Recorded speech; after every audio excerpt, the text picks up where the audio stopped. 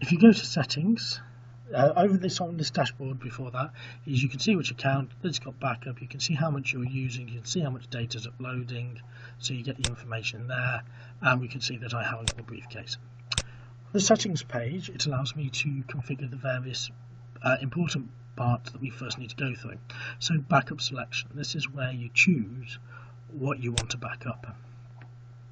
So it's done on a folder basis, and it will only back up files. So we are not backing up a system on a live on an online backup, it's file areas. So the default is automatically your desktop, your documents, your music, your pictures, your videos, which are the same as the main libraries that you've got here and the main favorite. It doesn't include downloads in case you do need that backed up. A lot of you people find they save files into their downloads folder. You might wish to have that backed up, in which case we want to add another folder. So on the C drive, it is in the location of users. As you can see, we've got 2 users there. If I wanted to back up my other user account, I could add it, but I'm going to deal in training, and I want to add the downloads. So that's added downloads. I want to add another folder, and I want to also add my favorites, so if I was to lose my laptop, I don't lose all my shortcuts to various websites. It's not advised to, well, you can't add the entire C drive. Programs, sort of program files, their applications, so they won't really do much use backing those up, and being sort of something like around the 50 gigabytes mark would take quite a long time to actually upload. Users is the main folder that you'll go to. You could potentially add the whole of users to backup if you so wished, which would cover everything. But again, it would also cover a lot of system data you don't need.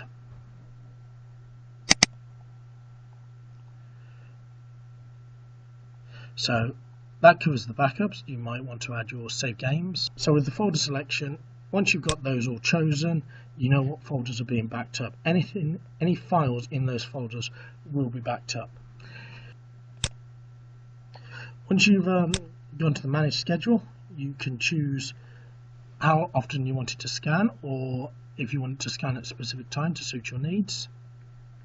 When you finish there, you click cancel to go back. Security settings, they give you a chance that whenever you start the software, to always ask you for the password, so no one else could potentially use it. And it also says to have live drive start automatically, which I would do. This, as I say, this is the software that links into the live drive servers, which is where we get the online backup from. The advanced options for the backup is you can designate bandwidth. Bandwidth will be how much of your download and upload speed you wish to use. If you're finding you're doing backups and your first backups a lot in the day, if you're doing nothing else on the web, it will upload at the full speed. But if you start to want to download or use your internet and you find that it's going really slow, because if you're on fibre and you've got an 8 meg upload, if you have one upload and one download, an 8 meg up will upload at about 4 meg, and your download, which might be 70 meg, it would actually drop down to 35. That might not cause you much of a problem, but if it does, you can limit what you want as the speed. Otherwise, you can set up your initial backup to happen overnight, leave it to go unlimited, so it's using the maximum available to it. The same with download for when you're restoring files. How much do you want? How fast do you want it to be able to download? So you can actually make sure it doesn't disrupt any of your personal usage of your internet. Backup exclusions on file types will set up what does not get backed up. CHK files are usually hard drive check files that might exist in some of those locations, so by default they don't want to back them up because they don't serve a purpose. .exe files and .iso files, personally I would remove them from the exclusion list. Your .exe files and application, if you've downloaded a web application off the internet or an application from the internet that you want backed up, it will typically be a .exe file. So back it up. And the same with .iso, they tend to be CD images. If you've got a CD image that the only place it exists is on your laptop, you obviously want it backed up. They're put there as extensions because sometimes people using CD images just to be able to install software, they've got the actual file elsewhere. If you like, you can remove all the options, but .lnk is a shortcut link, so when you have a shortcut on your desktop, again, it's not really data that you're using, and the .log is a log file. Unless you know you have a piece of software that stores logs that you need to access, those three won't make any difference, but I would definitely remove the .exe and the .iso from the exclusion list and click apply.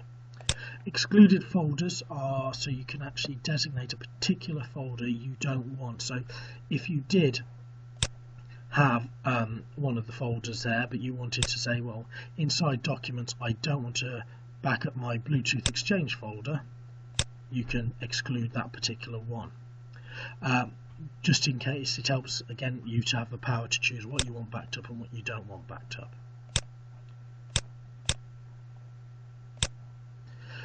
Proxy is if you're behind a proxy server. If you're not, this may not mean anything to you. If you are behind a proxy server, you'll know full well, as you'll have had to set up your Internet Explorer and various other applications.